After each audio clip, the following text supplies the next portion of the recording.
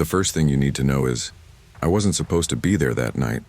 My name's Ethan Walsh. I'm 26, flat broke, and just trying to keep my head above water. Between night shifts at Woolworth's Metro and clinical rotations, for paramedic school I get maybe 4 hours of sleep on a good day. I'd love to tell you I'm a hero in the making, someone who saves lives and drinks black coffee with a steady hand. But truth is, I flinch every time my phone rings. It's July 15th, 2024, Melbourne winter. Cold enough that your breath turns to steam and your hands go numb just taking the trash out. I'm working the night fill shift alone after my manager bailed mid-shift. Said something about the freezer alarm glitching again. Never came back. It's not the first time I've been left solo. And with everything going on, losing my car, failing my trauma assessment, rent due tomorrow, I didn't push back. I remember it was 2:35 a.m. I'd just finished stocking dry goods when I ducked into aisle 3 to grab a carton of full cream milk for myself. Thought maybe I'd sneak it into the staff fridge for the morning tea crowd. The store was dead quiet. Fluorescents buzzed overhead like a faulty defib, the kind that charges but never fires. Rain slicked the outside glass, not a soul in sight. Then the PA system crackled. Team member required and static, immediately. Weird thing was, I was the only team member left. I frowned up at the speaker, listening for a repeat. Nothing. Just silence. Then a warbled hum like the speaker was breathing. I should have walked out then. I had every reason. But that's the thing about being desperate. You normalize weird. You keep clocking in, keep playing along, hoping the world doesn't push back any harder than it already has. That was the last moment I still believed I was alone in the store. I turned the corner into aisle 4 looking for dish soap, and nearly collided with him. He was huge, tall, broad-shouldered, and dripping wet in one of those heavy canvas Drizabone coats. Hood up, even indoors, which threw me. The coat looked aged, almost waxy with water. He wasn't holding a basket, not even a phone, just one thing, a bottle of drain cleaner. One of the heavy-duty ones in the metal canister. Gloved hands, work gloves, like he'd just come off a job or something worse. The smell hit me next. Not just rain and wool, something chemical underneath. Methylated spirits, maybe. My throat tightened. He smiled too wide, like someone trying to practice emotions in a mirror. Bit fresh out, eh? I took a step back. Just need some dish soap, I muttered, trying to keep it casual. His smile stayed frozen, eyes locked on me. Funny, that's in aisle 2. He wasn't wrong, but I wasn't looking for soap anymore. I was looking for exits, for logic, for something to click in my brain and go, this is just a guy. Let it go. But nothing clicked. I gave him a nod, tight, polite, and backed up the aisle. I tried not to turn my back, but he didn't follow. Just stood there with that bottle dangling at his side, fingers twitching around the cap like he might unscrew it. I moved fast, angling toward the staff break room. But when I passed the front doors, I stopped cold. They were frozen mid-swing, like someone had pulled the emergency override. I waved a hand in front of the sensor. Nothing. Locked. Then the PA system came alive again. Only this time it didn't speak. It sang. A warped, broken version of Waltzing Matilda crackled through the speakers. Slowed down, off-pitch, like a child humming underwater. And just past the end of aisle 7, I saw something I can't explain. That same man, at both ends of the aisle. Same coat. Same stance. Both staring at me. I did what any rational person wouldn't. I ran, straight for the walk-in chiller behind the dairy section. Door was heavy, sealed tight once shut. I slammed it behind me, twisting the lock even though I knew it wouldn't matter if he was already in my head. Cold blasted through my clothes. My breath fogged instantly. My phone said no signal. No surprise. The chiller walls are steel-lined. But still, I tried. Dialed 000. Nothing. Just dead air. I pressed my back against the shelf of yogurt tubs and tried to think. What the hell was happening? Was it stress? Sleep deprivation? My exam in 3 hours? Maybe I'd finally cracked. Seen too many traumas. Lost too many hours of sleep. Maybe the guy in aisle 4 never existed, but I could still smell the milk on my hoodie from where the carton had leaked. Then the door handle jiggled. Soft at first, then louder, metal clanging like someone trying to pry it open. I looked around for a weapon, found a 2-liter milk carton. Pathetic. But I gripped it anyway. The handle stopped. Silence. Then, click. The latch began to turn, slow and steady. Didn't wait. As the door opened, I launched the milk like a grenade. It exploded across the man's coat, soaking him in cold cream. He didn't even flinch. I grabbed the nearest cleaning spray from the utility shelf, bleach-based disinfectant, and shot it straight at his eyes. That did it. He screamed, shrill, not deep like I expected, and stumbled back. I ran.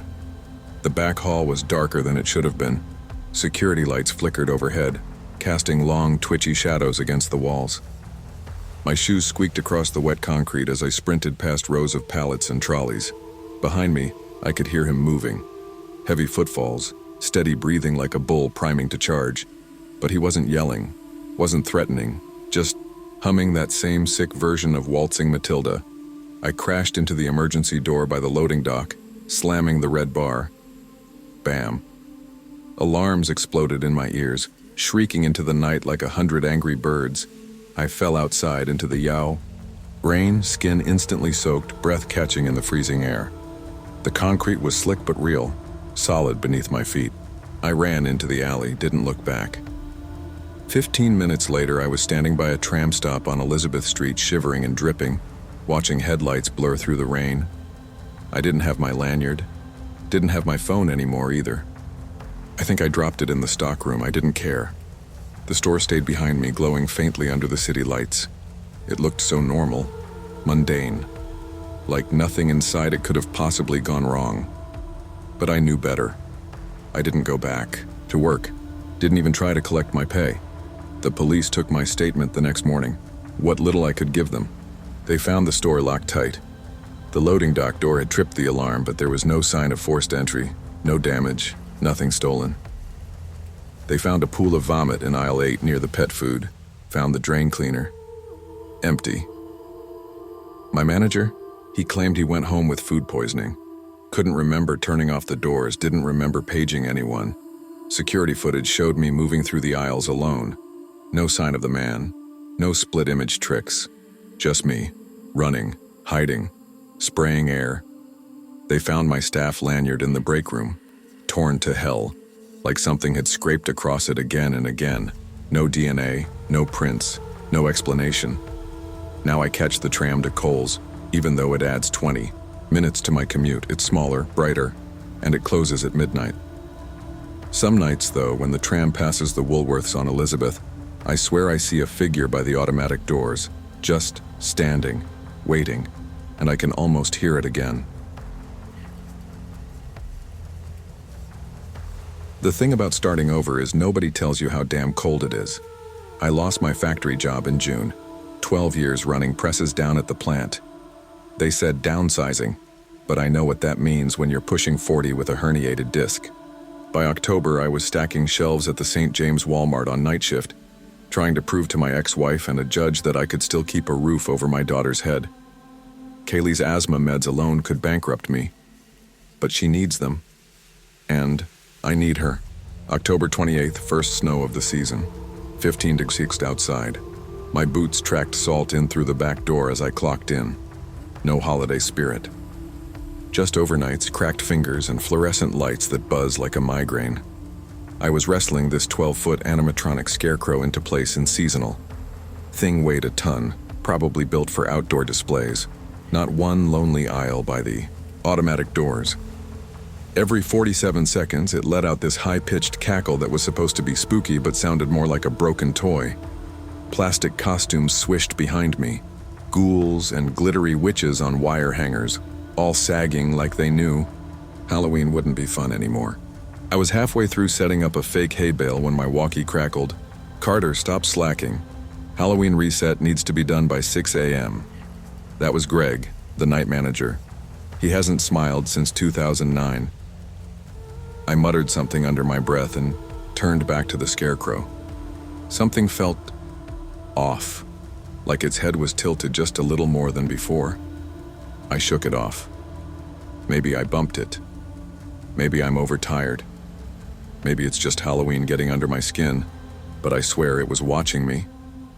Around midnight, I took a breather near the front, leaned against a pallet of discounted pumpkin buckets, my breath fogging even indoors, still not used to working nights.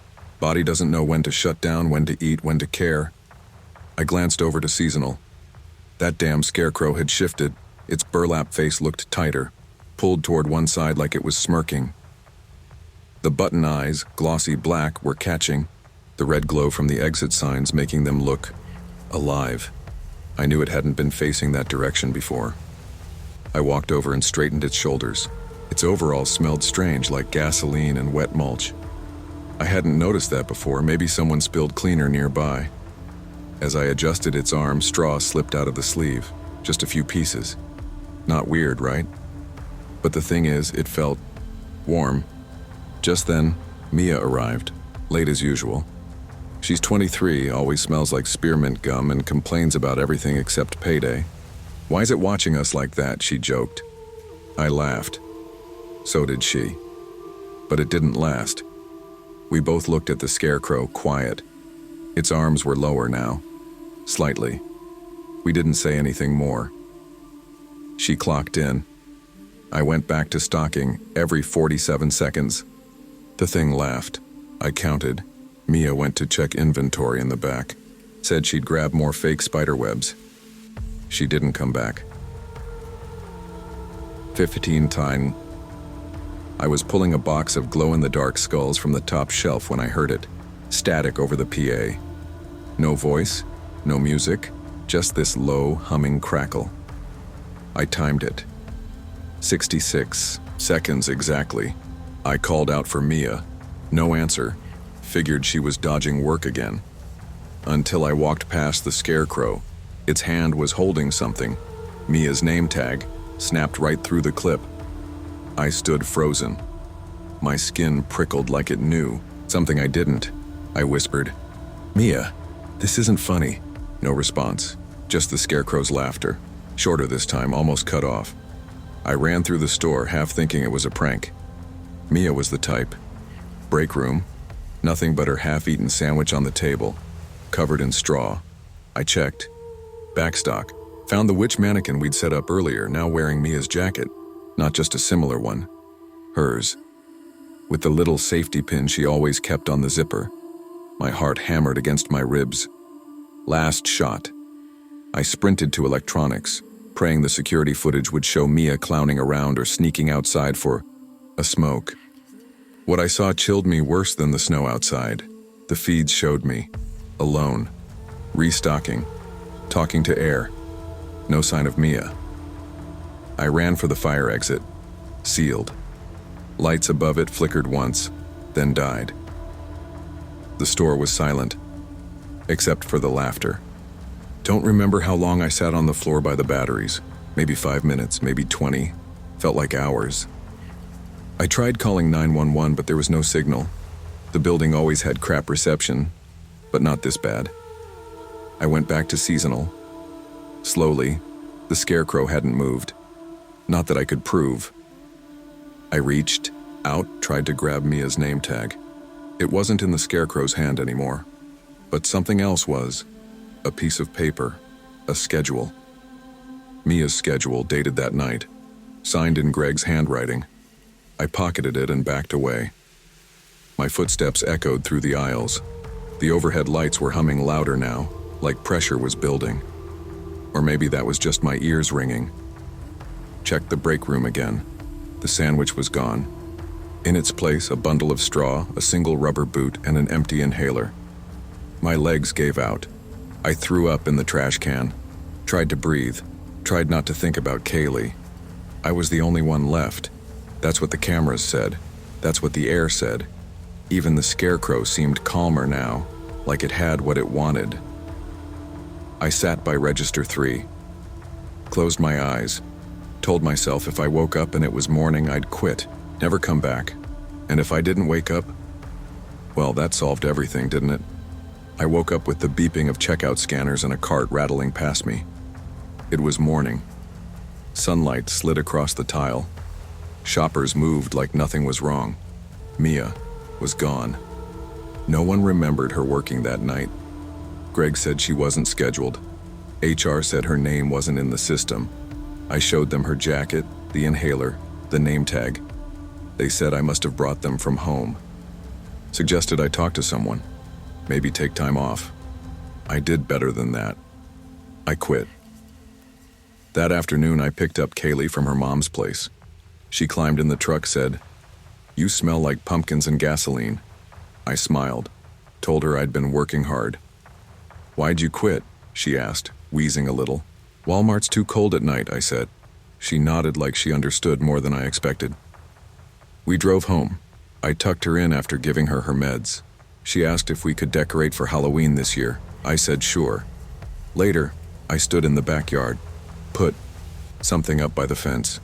Just a little setup, 12 feet tall, burlap face overalls, and my old Walmart vest on its chest. Just for the season, or maybe longer. Sometimes at night I hear it laugh, every 47 seconds. It was one of those nights where the cold crept in through your bones and sat behind your eyes. The kind of Saskatchewan winter that makes you question every decision that got you here. I clocked in at 3:55 p.m., and by 11:30, all I wanted was to get home to my boy, Caleb. He's 10, type 1 diabetic. His insulin isn't cheap, not even with coverage. Not when your ex-wife takes your savings and your dignity and leaves you scrambling to decide between groceries or medication. I picked up this Walmart closing shift last fall, thought it'd be temporary. 4 months in and I'm still here folding hoodies and processing returns for minimum wage and manager side eyes. Tonight had been slow. A few people grabbing clearance items. One guy buying a snow shovel and then returning it an hour later covered in slush. Typical. At 11:48 p.m., with maybe a dozen minutes left on the clock, the automatic doors hissed open again, and in walked the tall man. He had on a Canada Goose parka and winter gloves he kept adjusting but never removed. His walk was deliberate, not slow, not fast, like someone who'd done this before. He passed 5 glowing self-checkout kiosks and stepped into my lane. His bags looked stained, maybe reused, and something about him smelled wrong, like rubbing alcohol mixed with damp newsprint. I forced my usual smile. "Find everything all right tonight?" The man blinked once, long and slow. "Not everything," he said. He placed a single item on the conveyor, a pregnancy test, the kind we keep locked behind the glass case that's always broken. I scanned it. Item not found in database. I scanned it again. Same message, 3rd time. Price. 0.0. I looked at the screen, then back at him. Must be a system glitch. No, he said, leaning in slightly. His breath fogged against the scanner. Try again. His smile was thin and too calm. I didn't try again. Instead, I printed a dummy receipt, bagged the test, and handed it over. He took it gently, like it was something valuable. "Guess it's my lucky night," he said, walking away without another word. No phone, no wallet, no pockets checked. Just out the sliding doors into the black January night. I stood there a second too long, heart knocking at my ribs. Then I shook it off. Just a weird customer, nothing new. I clocked out at 12:07 a.m. Cold hit me like a slap when I stepped outside. My Caravan was the only vehicle in the staff lot, except for a black Ford F-150 idling near the cart corral. "It's me." Windshield was so fogged I couldn't see inside. My phone buzzed in my coat pocket. Caleb's glucose monitor, linked through the app, was flashing red. Low, 62 milligrams DL. Damn. I picked up the pace toward the van. That's when I heard it. Clap, pause, clap. Gloved hands. Slow, deliberate. Behind me. I turned, but the lot was still.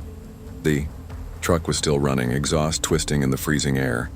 But no movement, no door open, no footsteps. No clapping, just me, a parking lot camera, and the truck. I sprinted to the van, yanked open the door, and jammed the key into the ignition. It coughed once, then caught. The dashboard lights flickered on. My phone buzzed again. Caleb's level. 58 Mirror DL. "Hang on, buddy," I muttered, shifting into reverse. As I backed out, I glanced at the truck again. Still idling, still fogged. But this time I noticed the back door was slightly ajar. Not enough to register as open, just a sliver. No, driver, no movement. I didn't wait around to figure out more. I peeled out of the lot and headed across town. Tires crunching over packed snow, Caleb's monitor pinging at me every block. I made it home in 10 minutes, practically flew into the house. He was curled up in a blanket on the couch, half asleep, cheeks pale. I got the juice box into him fast, then the glucose tabs. His eyes opened slowly. "Hi, Dad." I almost cried. That night, after he fell asleep again, I sat at the kitchen table with the heat turned way up, still shivering. I kept hearing the clapping. Not real. I know. But I couldn't shake it. Next shift, the first thing I did was ask about the pregnancy test. No one had logged one through the system. Inventory check came up short by one, but no transaction matched. I asked the overnight manager to check the tapes from the register. He pulled them up. There I was, tired, scanning. The man didn't show up on the footage. I blinked, rewatched. The belt moves. My hands scan the item. The screen glitches briefly, but there's no one on the other side of the lane. "Didn't you say it was self-checkout that was acting up?" the manager asked. "You were working the floor, right?" "No," I said, throat dry. "I was at register 8, right there." He narrowed his eyes. "You look exhausted, Jamie. Maybe take a day." I left early that night. 2 days later, a friend from returns texted me a photo from the security office. A screenshot from the outside lot cameras. Black Ford F-150 clearly visible. The same one. The timestamp showed it had followed 3 different employees home in the past week. Parked outside their buildings, sometimes for hours, then vanished. The license plate wasn't registered in Saskatchewan. I filed for a location transfer the next morning. Stonebridge Walmart. Less traffic. Closer to Caleb's school. I told HR it was about work-life balance. They didn't ask questions. But I still think about that night. Sometimes a customer walks up at 11:59 p.m. with a quiet smile and a single item, and I freeze. I check their coat, their hands. I look at the item twice. I make sure it rings up, because if it doesn't, if the screen glitches, or the total reads 0.00, I void the sale. I call the manager, and if they say, "Guess it's my lucky night," don't say a word. I just watch the doors and I listen for clapping. Because the worst part? That black F-150 hasn't shown up again, but I know it will.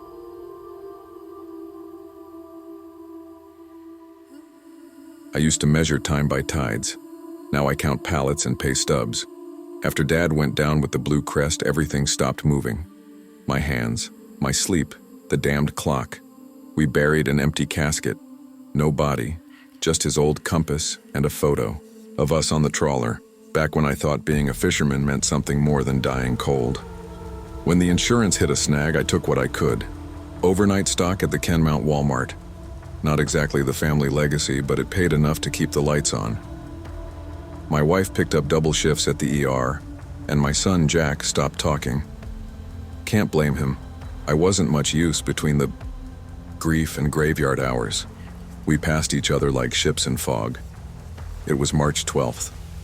Freezing rain, the kind that rattles the roof and turns windshields into glass graves. I was restocking motor oil in aisle 16, just trying to keep my mind off things when the intercom sputtered. Cashier needed at register 7. No one else was scheduled on tills that hour. Just me and a quiet floor. I wiped my hands on my jeans and made my way over. She was waiting when I got there. Hood up, rainwater dripping onto the rubber mat. She wore a yellow slicker, looked just like the ones from Petty Harbor, and heavy. Rubber boots caked in something dark and fibrous. Kelp, maybe. Her face was pale, lips purpled from cold, and her hair clung to her cheeks like wet rope. She placed 2 items on the belt, a rusted flashlight and a pouch of chewing tobacco. "Dad's, brand the one they stopped making 5 years ago. Find everything all right tonight?" I asked, forcing a smile. She didn't say much, just nodded. Her hands looked wrong, pruned, like she'd been soaking too long in seawater. She passed me a soggy 20. The bill smelled of diesel and salt. Not that faint beach smell. Open, sea-sharp and old. I scanned the barcode on the tobacco pouch. The register beeped. I bagged the items, handed her change. Her hand brushed mine, ice cold, wet like she'd just surfaced from a shipwreck. She took the bag and walked straight out into the storm. I stood there a beat longer than I should have, heart stuttering like a bad outboard motor. Finally turned to check the transaction log. Nothing. No sale recorded. The bagging area? Empty. No pouch, no flashlight, just faint smears of water on the counter. I checked the cameras. I needed to make sense of it, even if it meant finding out I was just tired and losing it. The footage showed me, alone, scanning empty air, talking to no one. The blood drained from my face. That's when I noticed the tracks, wet boot prints, leading from Register 7 to the back of the store.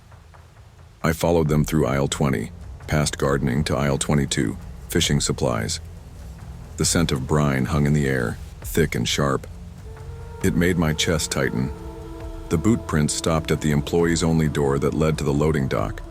The door was ajar. I had locked it at midnight. I always lock it at midnight. But there it was, swinging slightly in the wind. Rain lashing at the concrete. Something about that door made my bones ache, like Dad was standing on the other side staring in. I sat in the break room, fingers wrapped tight around a coffee cup. The vending machine's brew tasted like burnt cardboard, but I needed the warmth. Still shaking, couldn't stop thinking about the tobacco. My old man never went a day without that brand, Reefman's Plug Chew. He used to stash it under his pillow on the Blue Crest. Said it kept the sea out of his teeth. Stubborn old bastard. On a hunch, I pulled out my phone and searched the name. Not many results anymore. One link stood out, a shipping manifest dated March 2019. Last shipment of Reefman's lost at sea with MV Blue Crest. 12 aboard, no survivors. Captain Jacob Daw. Dad. I stared at the screen, breath stuck in my throat. We'd heard the story 100 times. Rogue wave, black box silence, flares that never lit. But I'd never read it on paper. Never saw his name attached, like that. Captain Jacob Daw. I took a sip of coffee and gagged. It was salty. I spat it into the trash and sniffed the cup. Still steaming, still brown, but my tongue swore it was seawater. The lights above flickered once, then settled. I should have left then, clocked out, called a cab. But something kept me grounded in that break room like an anchor. Something old. Heavy, familiar. I couldn't tell you why, but I checked my locker. Dad's raincoat was inside. I hadn't brought it with me. My wife packed it away last spring. Said it made the house smell like diesel, but there it was. Dry, folded, clean. Touched the sleeve, and it was wet. Next shift, I told myself it had just been stress. Lack of sleep. A dream, maybe. But I brought Dad's raincoat with me anyway. Hung it on the hook by the time clock. Couldn't explain why. It just felt right. Like a gesture. Like respect. Around 2:30 a.m., the intercom crackled again. Cashier needed at Register 7. I knew what was coming. Still, my legs moved like they didn't belong to me. When I got there, she was already waiting. Same woman. Same slicker, but now it was torn at the shoulders. Her hair was darker, knotted with seaweed. Her skin looked grayer, not bruised, waterlogged. She placed one item on the belt, a brass ship's compass. I didn't need to see the back to know what it said. JD. Trust the stars when the sky turns black. Dad's words. His compass. The one we buried with the empty casket. I didn't scan it. Didn't need to. The register lit up anyway.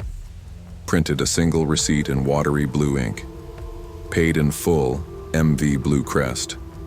Then the screen went black. She looked up at me, eyes clouded like seawater through glass. And for the first time, she smiled. A small, soft thing. Not quite peace, but close. Then she turned and walked into the storm. I didn't try to stop her. The morning crew found the dock door open again, freezing rain still blowing in. No damage, no theft, just footprints that ended at the edge of the shipping bay. My supervisor asked why I clocked out at 2:47 a.m. I hadn't, I worked till 7, but the system said otherwise. They checked the security footage again. Same story, just me, moving packages, talking to thin air. At home, Jack finally broke his silence, said he had a dream about Grandpa. He told me to tell you you're working too hard. Said you still owe him a coffee. I didn't cry. Not really. But I sat in the hallway for a long time, raincoat still in my hands. I keep it by the time clock now. Every shift just hangs there. I never wear it, but I check it every night. Sometimes the sleeves are dry, sometimes they're damp, and when the wind's just right, I swear I hear gulls crying over Kenmount Road. I was never much for routine, but lately the only thing holding me together was the rhythm of late-night Woolies runs. Most nights I couldn't sleep anyway. My mind buzzed with client revisions and invoices that still hadn't cleared. Rent was overdue. My laptop's fan had started making this whirring death rattle, and Kayla, my last semi-steady client, was threatening to pull the plug if I didn't deliver by Friday. It was a humid Thursday night near midnight, and I told myself I just needed caffeine and maybe something crunchy. My flat in Yarraville had no aircon, and even with the window open, the heat clung to the walls like grease. So I drove out to the 24-hour Woolies in Footscray. Barely anyone around. The lights inside hummed like they were straining to stay awake. I grabbed a basket and walked the aisles like a zombie. Energy drinks, instant noodles, frozen hash browns. Nothing remotely healthy, but who cared? I hit self-checkout, scanned my things and bagged them with one hand while unlocking my phone with the other. Deadlines. Always deadlines. The parking lot was mostly empty, the asphalt still breathing heat from the day. My old Holden Commodore sat crooked near the exit. Convenient, but the space felt too quiet. That's when I saw it. A black Toyota Hilux, idling 3 spaces down. I noticed it because the headlights were off. But the engine was running. The windows were dark. Couldn't see inside. I tried to brush it off. Probably a security guard or someone waiting on a shift change. Still, my hands moved quicker than usual as I loaded my bags. Skin prickled at the back of my neck. I shut the door fast, locked it, started the engine. The Hilux's headlights blinked. On and I swear that headrest tilted, like it was watching me leave. I pulled out of the lot too fast. The wheels scraped the curb and I muttered something under my breath. My gut was clenched. Irrational. That's what I told myself. I'd just been working too much, not sleeping enough. Maybe I was freaking myself out. Then I looked in the mirror. The Hilux was following me.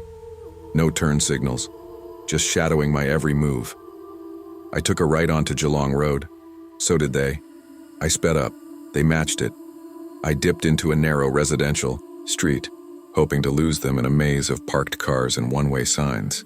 Still behind me. Lights off, engine steady. My mouth went dry. I fumbled for my phone in my pocket, dropped it on the passenger seat. My hands were slick with sweat as I finally swiped and dialed. 000. A tired-sounding woman answered. Emergency. What's your location? I stammered through it.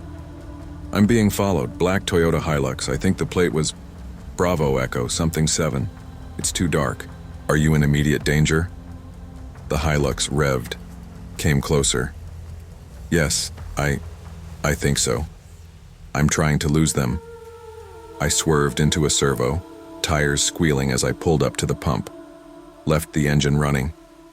The Hilux passed, then slowed, hung, at the exit like it was watching me from the edge of the lot. The operator stayed on the line, asked me to stay in a public place. I told her I was close to home. Didn't mention my chest felt like it had a belt wrapped around it. When I finally pulled into the tiny lot outside my flat, the Hilux was gone. But I didn't feel safe. I just felt like the clock had started ticking. I triple-locked the front door, closed the blinds, and checked every window like I was living inside a checklist for paranoia. My flat was small, a one-bedroom unit tucked behind a bakery that always smelled burnt after midnight. I turned on every light. My laptop blinked at me from the couch. Unread messages, revision notes, rent reminders, but I couldn't focus. My thoughts were static, looping back to the black Hilux and those damn tinted windows. I told myself it was nothing, that I was just spiraling. Everyone gets freaked out sometimes, especially when they're this burnt out, right? Then I heard it. A click. I froze. Outside, a soft car door sound. Not loud, not slamming. More like someone being careful. I went to the blinds, peeked between the slats. Nothing. Just the flickering street lamp and the silhouette of the bakery across the road. I stared for too long. My eyes played tricks. Maybe something moved behind that dumpster. Or maybe my brain was melting. I pulled the blinds down, paced the room, took a shower with the curtain half open, ate my noodles standing up, fork shaking. By 4 a.m. I passed out on the couch with my phone clutched in my hand. No dreams, just darkness. When I woke, the sky outside was pale blue. I blinked hard, trying to orient myself. Then I saw it through. The window, parked on the opposite curb in perfect alignment with my door, was the black Toyota Hilux. I didn't breathe. I didn't blink. The Hilux just sat there, engine off, lights off, as if it had always been there. I rushed to the door, fumbled the locks, yanked it open, and stepped barefoot into the street. No one in the driver's seat, just empty glass staring back. But on my windshield, tucked neatly under the wiper, was a sticky note. A yellow square. I pulled it off like it might burn me. It read, "See you soon." Blocked letters, no signature, no smudges, just casual, like a dentist's appointment. Reminder. My breath caught. I checked the car again, still empty. Then I checked every parked car. Nothing. Nobody. I ran back inside, heart slamming into my ribs, paced the room, note still in my fist. My first instinct was denial. Maybe someone thought it was a joke. Maybe I was being dramatic. But the truth wouldn't let go. This wasn't random. They followed me from Woolies, knew where I lived, watched me all night. I threw everything I could into a backpack. Laptop, charger, 2 shirts, toothbrush. Left a voicemail for Kayla. Family emergency. Need to go. Sorry about the delay. Then I was out the door. Didn't bother with the blinds, didn't lock the windows. I just drove. I didn't know where, but it felt safer than here. Until I hit Somerville Road. That's when I saw the Hilux in my rear view, sliding into traffic like it never left. At first I didn't believe it. I blinked, swerved a little, checked again, same Hilux. Black paint, no plates on the front, just far enough back to pretend it wasn't following. Just close enough I could still see its shadow. Kept driving. Past Seddon, into West Footscray. Took corners too fast, hoping to lose it. Didn't work. I stopped at lights longer than I should have. Turned into streets I didn't recognize. Every time it followed. Not aggressive. Just constant. It was like they wanted me to know they were there. Like they were training me. I called the police again. Explained everything. Without a full plate number, they couldn't do anything. Call back if they exit the vehicle or make contact. What would that even look like? Them knocking on my window? Slipping into the passenger seat while I blinked? I kept moving. It's been hours since. I stopped once for fuel. Pretended to call someone. Made a show of checking the tires. The Hilux idled across the lot watching. I don't know what they want. I don't even know who they are. All I know is they're not in a hurry, and they're not going away. They want me afraid. They want me exhausted. They want me wondering when the next note will show up. Maybe on my pillow. Maybe inside my fridge. Maybe I'll wake up and they'll be parked right in my room. All I can do now is keep driving. Eyes on the mirror, waiting for the next sticky note. Waiting for the next "see you shortly." I didn't take the job because I wanted to. Nobody wants to stock shelves at 3 a.m. in a Walmart with a busted AC unit and a supervisor who thinks yelling is a leadership style. I needed the paycheck. That was it. Dropped out of community college. Last year when tuition went up and my car broke down in the same month. Parents aren't around. No backup plan. Just me, a creaky studio apartment that smells like burnt plastic, and rent due every first of the month. The night shift at the Walmart near South Mountain was supposed to be quiet, boring. Stack the paper towels, rotate the ramen cups, ignore the flickering lights. But lately things started to feel off. The store always had a weird stillness around 3 a.m., like even time was holding its breath. But this was different. It started a few nights back. I'd be in the middle of shelving detergent or lining, up cheap plastic storage bins, and hear something, metal scraping. Always faint. Always from the same direction. Aisle 13. Home goods. I chalked it up to a loose cart, maybe some new guy being sloppy. But tonight the sound wasn't faint. I was knee-deep in a box of fans, already sweating through my vest when I heard it again. Screech, like a rusted gate tearing open. Closer. Louder. A wet edge to it, like nails dragged across a bathroom mirror. I wiped my forehead. "Marcus?" I called. "That you?" Nothing. Just another screech. This time from aisle 13. I grabbed my box, cutter, and moved slow. Every aisle light flickering overhead like it was laughing at me.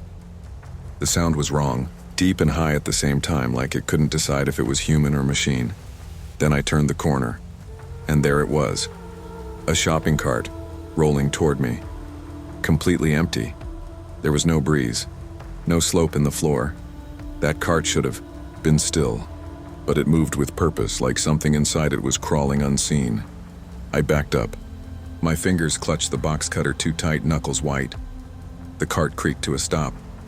One front wheel tilted inward like it was watching me. Then it happened.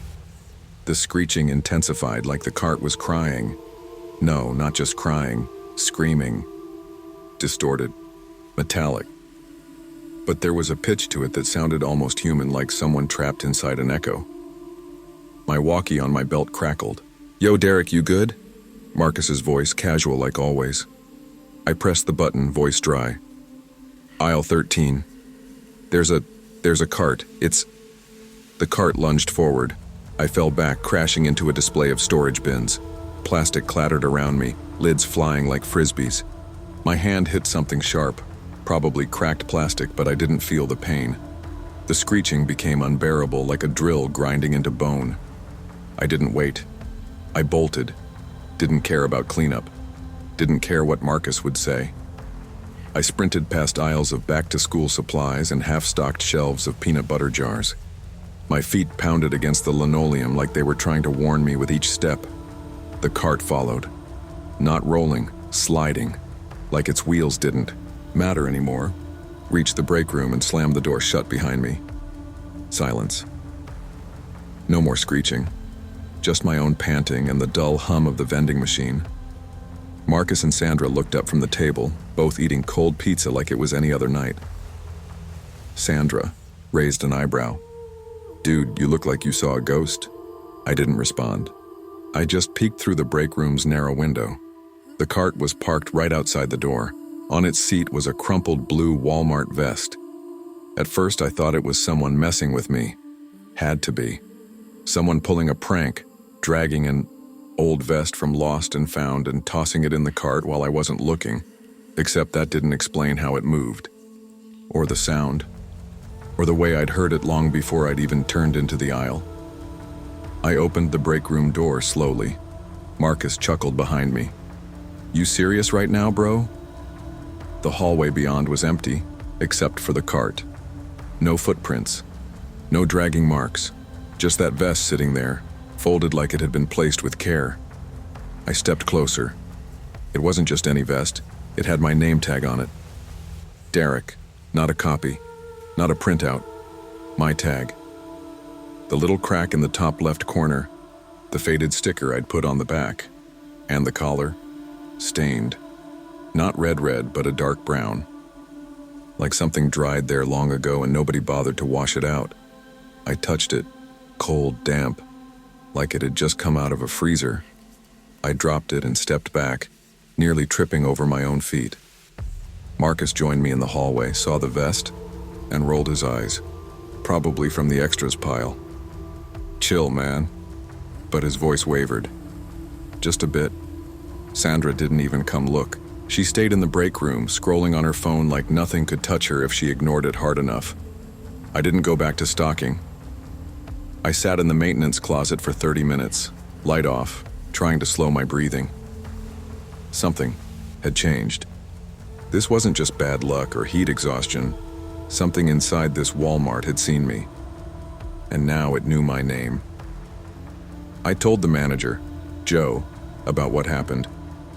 He gave me the kind of look you save for drunk customers and weirdos who try to steal pregnancy tests. You probably nodded off and dreamt it. That heat back in aisle 13 can cook your brain if you're not careful, he said, flipping through his clipboard like I wasn't even there. I didn't fall asleep, I said. Joe sighed. There's nothing back there, Derek. No carts, no screaming. Just bad lighting and your overactive imagination. I wanted to argue, but I didn't. What could I say? The haunted shopping cart screamed at me and gave me my own vest like a threat. I went back to work around 4:15, kept to the front, aisles near the cash registers, anywhere with motion sensors and functioning lights. Every 10 minutes I checked the break room window. The cart was gone. So was the vest. Maybe Joe was right. Maybe I was losing it. But that night, as we wrapped up the shift, Sandra stopped, me on my way out. You didn't put that vest there, right? She asked quietly, eyes scanning the dark. I shook my head. She nodded slowly. I believe you, she said. Then she walked away, fast. I didn't quit. I needed the job. Rent doesn't care if you're haunted. Groceries don't either, but I stopped taking shifts that ended past 2 a.m. I avoided aisle 13 completely. Still, every few nights, I swear I hear it, the screeching. Sometimes from outside my apartment window. Sometimes from the Walmart parking lot when I pull in early. Always faint, always metal on metal. Last week I found a cart outside my door. It was empty, but folded neatly in the seat was my backup vest. No name tag this time, just a note tucked inside the collar. It read, "Stock never ends," and underneath that, "See you next shift." I don't clock in anymore, but I still hear the wheels rolling, waiting. They say Red Deer's where you go when you're not aiming for the stars, but can't bear to fall all the way to the ground either. My name's Mitch Ellis. I'm 31 years old and I stock shelves at the Walmart just off Gasoline Alley. It's not a career. Hell, it's not even a job you admit to at parties, but it's what I've got left. After I blew out my back falling off a rig near Peace River, I got tossed a partial disability claim and a recommendation for light-duty work. No drilling, no lifting over 30 pounds, and no more oil field checks. My ex, Clara, says I'll see my son again when I'm stable. Her word, not mine. Stability to her means a steady job, a working car, and more than $400 a month in support. So I pull overnight stocking soup cans and dog food, trying to save up enough to maybe rent a place with windows that close right. It was November 14th, first snowfall of the year, cold enough to make your snot freeze before you hit the parking lot. The store was half dead, like always. Most folks in Red Deer don't shop past 9 p.m. unless they're shift workers or tweaking.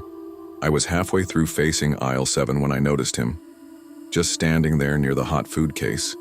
Torn Carhartt jacket, greasy toque. Guy looked like he'd crawled out of a snowbank. He licked the glass like a damn dog. Bloodshot eyes, pupils wide like saucers. His left hand was wrapped in gauze, brown-stained and oozing something yellow.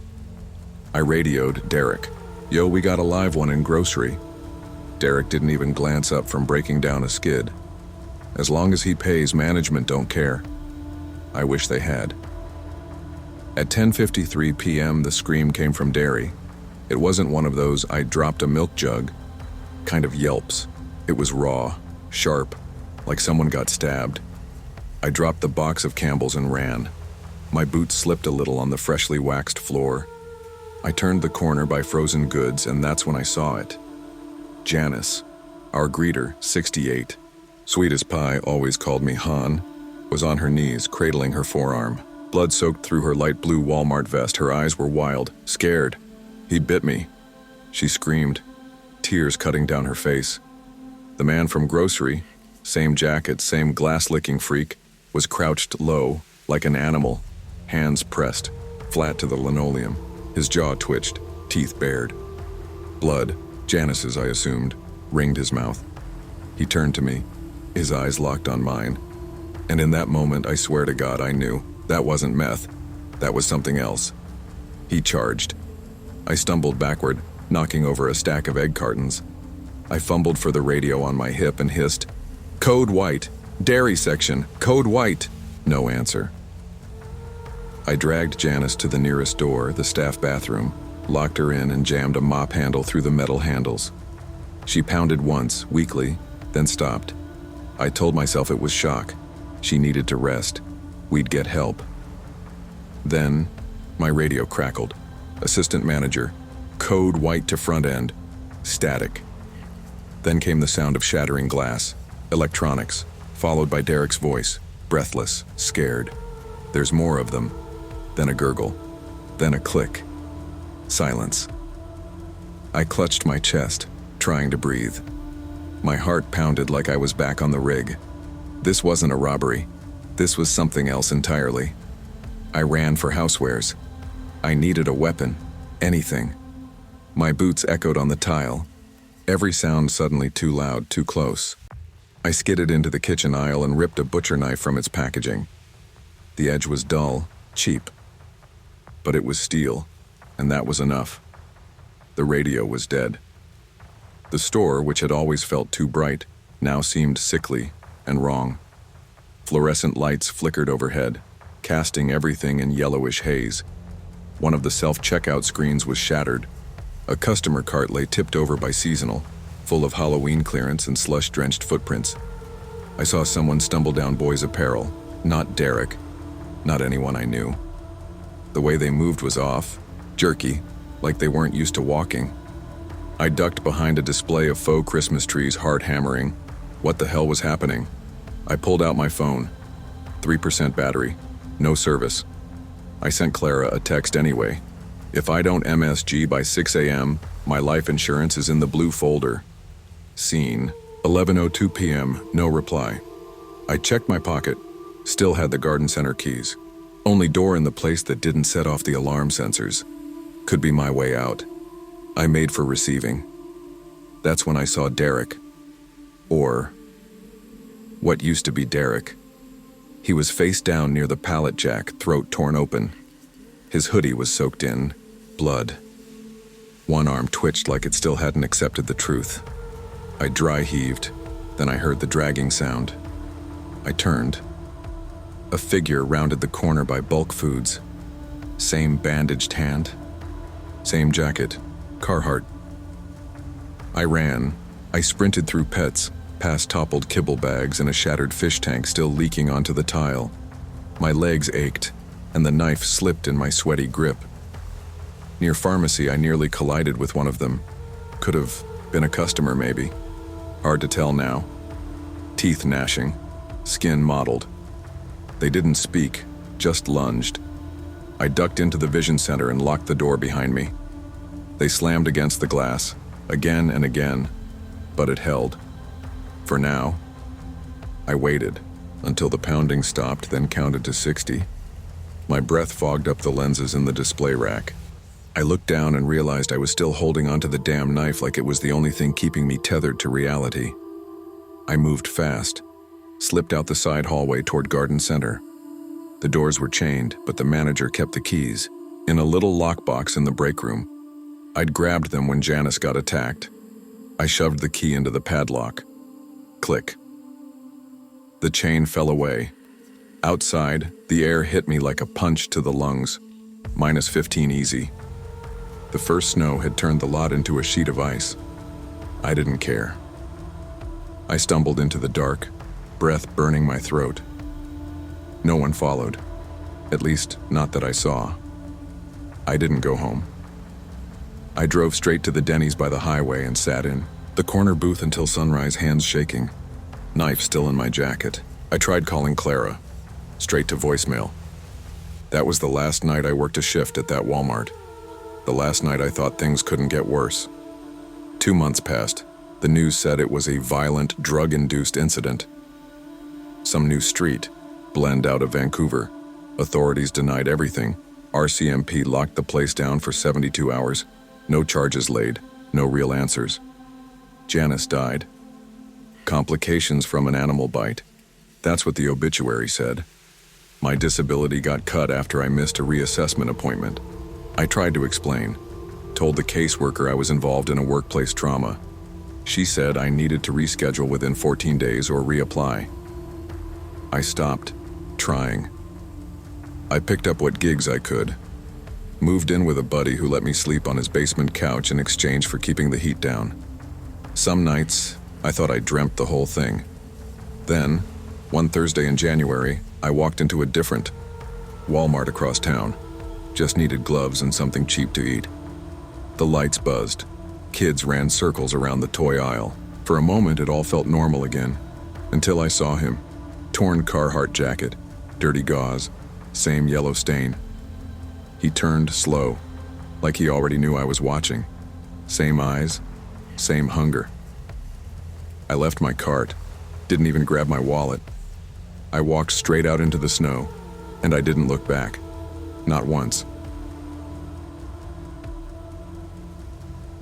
I never thought I'd be standing in a freezing Walmart in Winnipeg, Manitoba, at nearly 3 a.m., stocking shelves for minimum wage just to keep the lights on in my apartment. But here I am. My name's Travis Whelan, 38 years old, and 6 months ago my life flipped upside down. Lena, my wife, packed up and left me. Not just anyone, but her high school sweetheart, Derek. That guy moved to Vancouver years ago, or so I thought. Turns out, he never left. They're both hiding out somewhere I don't know, but I've started to find signs. See, I'm working nights at this Walmart on Regent Avenue, trying to pay off court-ordered alimony. I can't drink anymore, not since I almost lost it all. I still wrestle with the memories. The cold here matches my mood, always biting, always unforgiving. It was supposed to be just another slow night. I was stocking pet food when Raj, the new kid, whispered, "Dude, we got rats again?" I laughed, but then I heard it, scratching from the overhead storage racks. Not rats. Something bigger. I flashed my light upward and caught a glimpse of a Red Wing work boot, the exact kind Derek always wore, disappearing into the dark. I felt my chest tighten. I wasn't crazy. This was no coincidence. I'm not sure if it was desperation, denial, or some kind of weird hope that made me watch closer. But that night something inside me shifted. Whatever was hiding here wasn't just a stray rat or a homeless guy. It was Derek.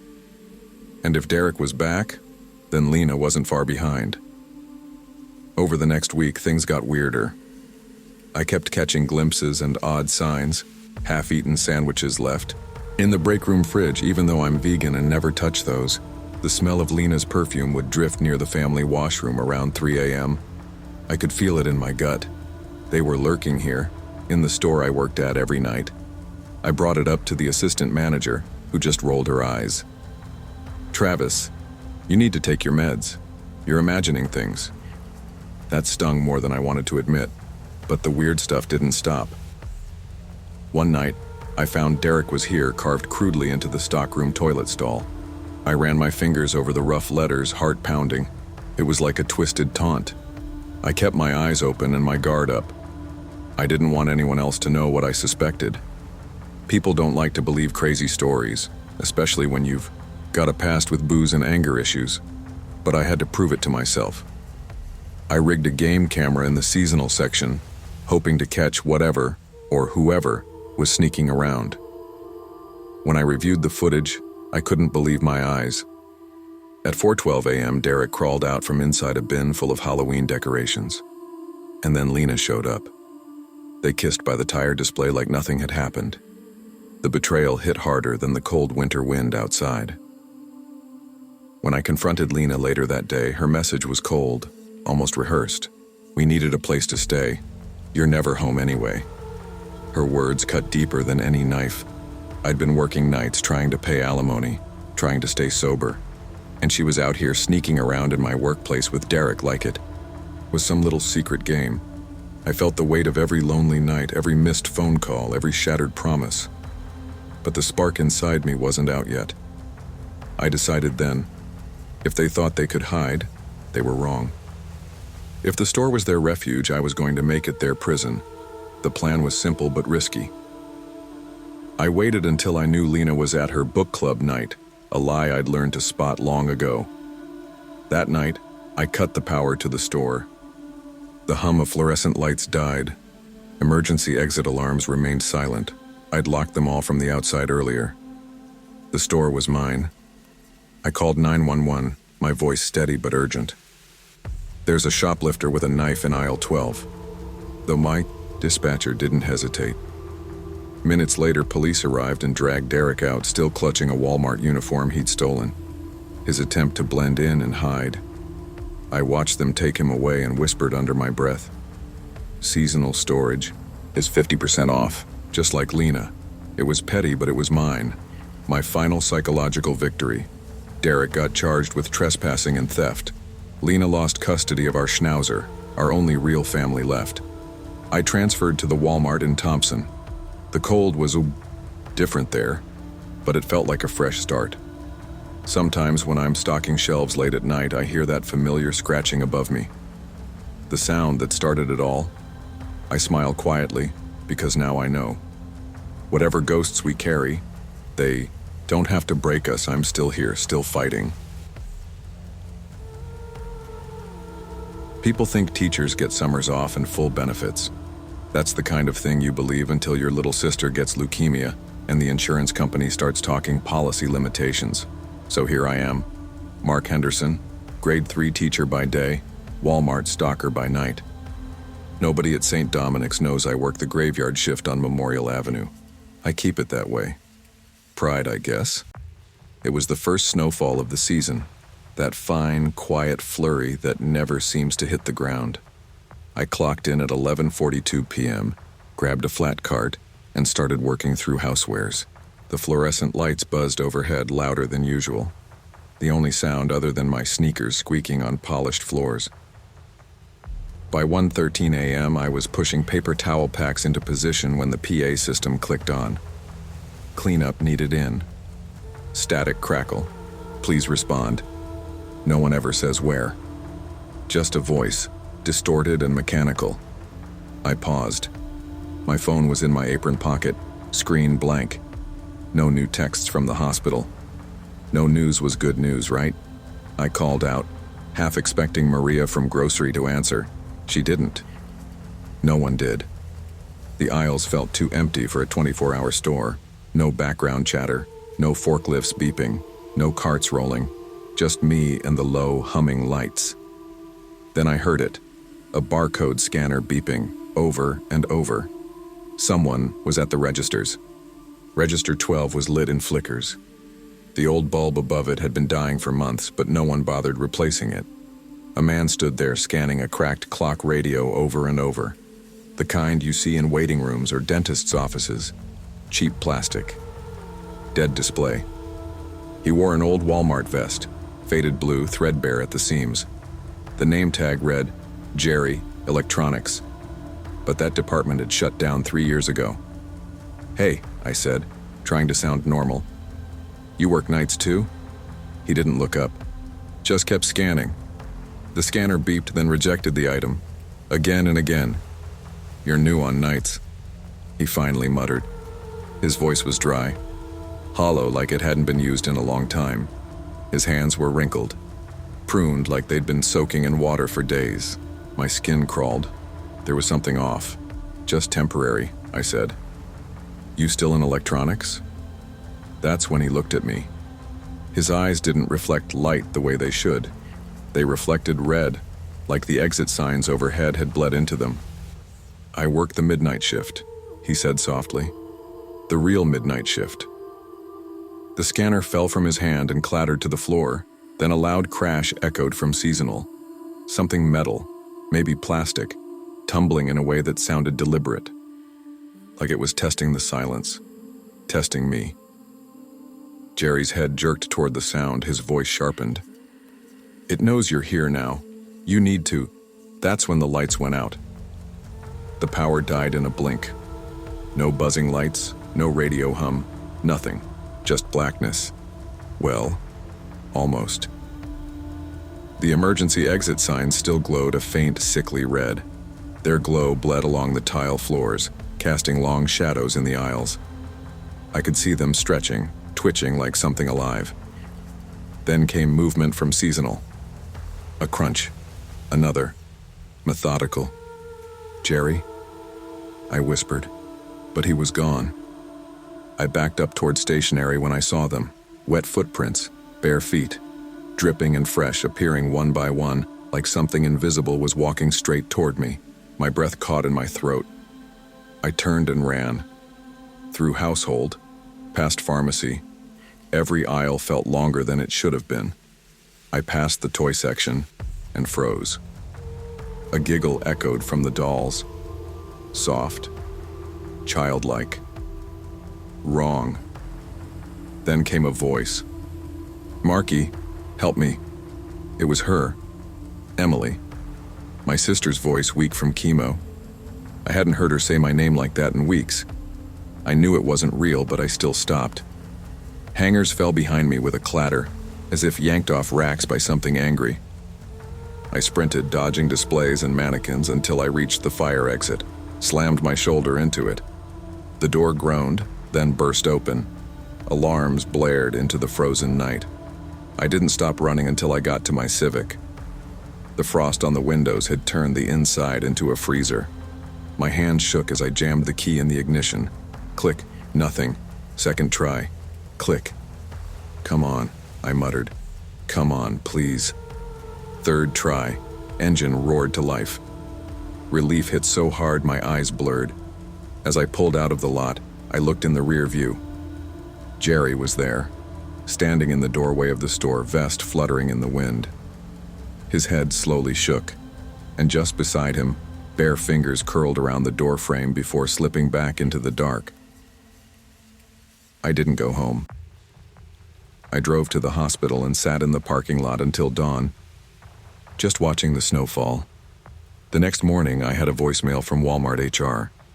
Mr. Henderson, this is a formal notice regarding your shift abandonment on November 1st. I deleted it before it finished. I never went back. I found other ways to pay for Emily's treatments, tutoring rich kids' freelance curriculum work, even started selling hand-drawn classroom posters on Etsy. Not glamorous, but it was honest. Real. Still, I haven't walked into another Walmart since. But every now and then I pass one on the road. Late at night. The parking lot half empty. The windows glowing under those tall sodium lamps. And I wonder, do they all have a Jerry? Do they all have something that watches from Seasonal? Do they all work the real midnight shift? Some nights, when I'm up late grading papers, I still hear that voice, that low giggle. Marky, help me. I close the window, check the locks, turn on every light, and remind myself I made it out, but not everyone does.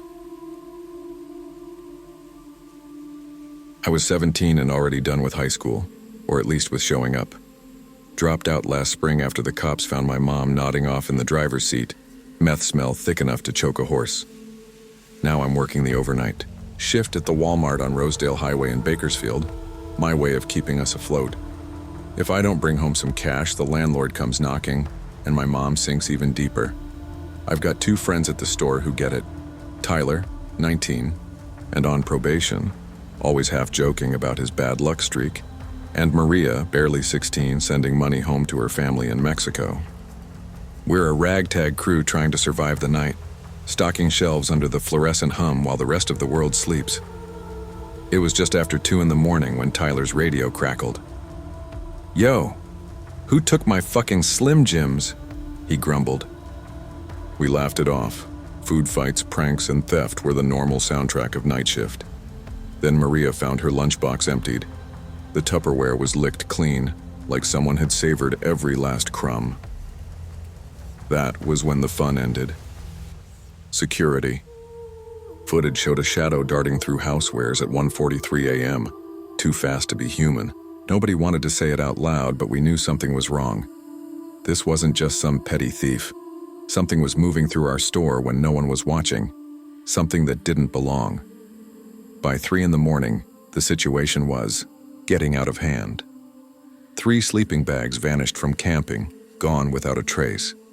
The rotisserie chicken in the break room, supposed to be mine for lunch, disappeared. Then wet footprints appeared near the garden center, but inside the store, not outside. The assistant manager, a tired woman who'd seen too many bad nights, shrugged it off. "Just finish your shift. It's probably homeless guys." But none of us believed her. The footprints were too strange, and the missing stuff wasn't random. We all felt watched, like eyes were tracking us from somewhere just out of sight. Maria's face was tight with worry. I saw her checking the security cameras more than once, hoping for a glimpse of whoever was stealing from us. Tyler kept his cool, but I could tell even he was rattled. We started to joke about a ghost or some crazy homeless guy living in the store's crawl spaces. But the jokes didn't hide the fear. One night, while stocking toys, I heard giggling from the infant section. I followed it and found something that stopped me cold. Under a crib display tucked away in the shadows was a nest. Not a bird's nest, but a stash of stolen items, candy wrappers, employee belongings, things that went missing over the last few nights. Photos of us taped to the wall like some sick scrapbook. There were fresh scratch marks on the drywall leading up toward the ceiling tiles. I looked up, and that's when the fear hit me full force. The ceiling tiles. White. Flimsy. Nothing special had been disturbed. One shifted slightly, just enough for something to hide behind. I reached for a photo taped to the wall, my hands trembling. Suddenly, a tile above me shifted again. Drip. Warm liquid splashed on my neck. I jerked my head back and caught it. Yellow. Eyes blinking from the darkness, long dirty fingers curled around the edge.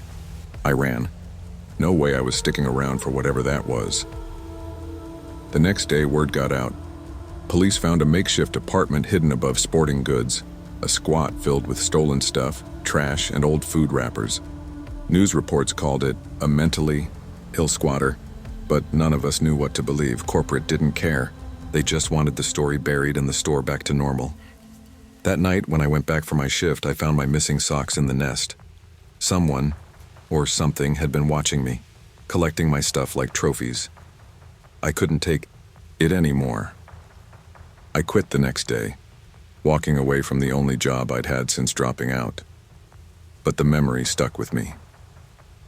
Sometimes when I shop late at night in other stores, I look up at the ceiling tiles, white squares, plain and unassuming. Wonder what's behind them.